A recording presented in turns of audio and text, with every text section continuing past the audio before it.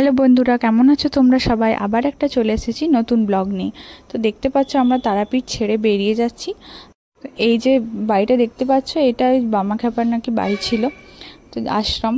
তো যাই হোক, তারপর আমরা এখানে জলখাবার খেয়ে আমরা চলে যাচ্ছি বাড়ির দিকে। তখন আমরা সবাই একটা ডিসিশন নিলাম যে বাড়ির দিকে যাওয়ার পথে বক্রেশ্বরের সতীপীঠ মন্দিরটা পড়ছে, তো আমরা ভাবলাম যে বাবা ভৈরবের দর্শন আমরা করেই পরেই যাব। ফাইনালি আমরা বক্রেশ্বরের মন্দির পৌঁছেই গেছি। তো দেখতে পাচ্ছ চলে এসেছি আমরা। তো এত দূর এসেছি, ভাবলাম সামনে দিয়ে পেরিয়ে যাব, তো একবার দর্শন করেই যাই। আমরা পুজো দেব করে আসেনি, কারণ আমরা অলরেডি খাবার আমাদের খাওয়া হয়ে গেছিলো, সেই জন্য আমরা পুজো দেওয়াটা ভাবিনি যে পুজো দেওয়া হবে। তো যাই হোক, ওইখানে কী যে সিস্টেম জানি না, বলছিল যে খেয়ে দিয়েও পুজো করা যায়, মন শুদ্ধ তো সব শুদ্ধ নাকি, কথাটা তো সবাই শুনেই থেকেছো। তো যাই হোক, আমাদের খাওয়া দাওয়ার পরেই আমরা পুজোটা দিয়েছিলাম। এখানে পুরোহিতরা বললো আজ সোমবার পুজো দেবে না, তো দেখলাম যে না, পুজোটা দিয়েই দিই। তো দেখতে পাচ্ছ জলটা কিভাবে ফুটছে। এটা স্নান করার জায়গা নয়, স্নান করার জায়গা অন্য একটা আছে, ঠান্ডা গরম কি জল থাকে আমি জানি না ঠিক ওইটা। এই যে ছোট্ট একটা মার্কেটের মতো রয়েছে, তোমরা কিছু চাইলে এখান থেকে কিনতে পারো।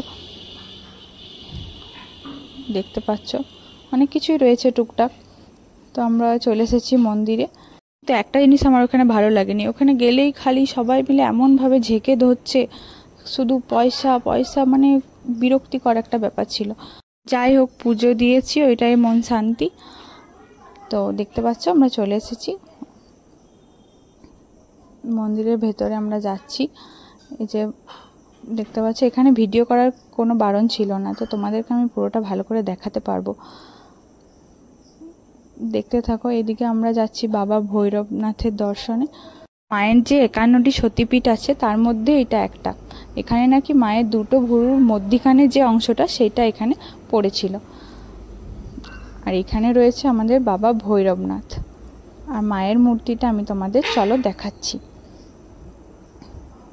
তো এখন আমরা দাঁড়িয়ে আছি পুজো দেওয়ার জন্য লাইনে। খারাপ লাগছিল যেহেতু আমরা খেয়ে নিয়েছিলাম, কিন্তু ওরা বললো খেয়ে দিয়েও কিছু হবে না, কিছু অসুবিধে নেই। আর এই যে হচ্ছে আমাদের মায়ের মূর্তি, এই মায়ের মূর্তির নিচের গর্ভে নাকি মায়ের ওই অংশটা রাখা আছে। তো এখানে ভালো করে প্রণাম করে নাও মায়ের মূর্তিটার দিকে তাকিয়ে। তারপরে দেখতে পাচ্ছ এদিকে আমরা এবার বেরিয়ে যাচ্ছি। দর্শন হয়ে গেছে, আমাদের পুজো হয়ে গেছে, আমরা বলি এবার বাড়ি যাই। তো তার মধ্যে পুচকুটাকে একবার খাওয়ানো হবে, ওর খিদে পেয়ে গেছে, খুব কাঁদছিল, তার জন্য একটু আমরা দাঁড়িয়েছিলাম এখানে। তারপর এখানে আমরা একটু সেলফি তুলছিলাম, তো ও বাবা, দেখছি সেলফি না তুলে ভিডিও হচ্ছে। তো যাই হোক, আমরা আস্তে আস্তে বেরিয়ে পড়ি। চলো তোমাদেরকে দেখাই মন্দিরটা কীরকম লাগছে বাইরে থেকে দেখতে। মন্দির নয়, মানে গেটটা, মন্দিরটা তো দেখালাম।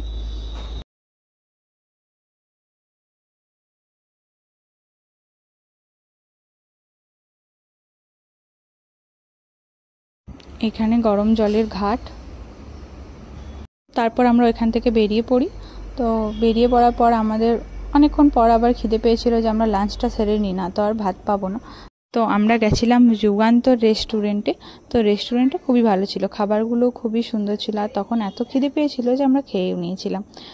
তারপর খাওয়া দাওয়ার পর আমরা এখানে একটু বসেছিলাম। তো বসে থাকার পরেই আমরা এখান থেকে বেরিয়ে যাই। তো আজকের ব্লগটা আমি এখানেই শেষ করছি। তো আমার আরও ব্লগগুলো দেখার জন্য আমার চ্যানেলটাকে সাবস্ক্রাইব করে নিও। So bye bye.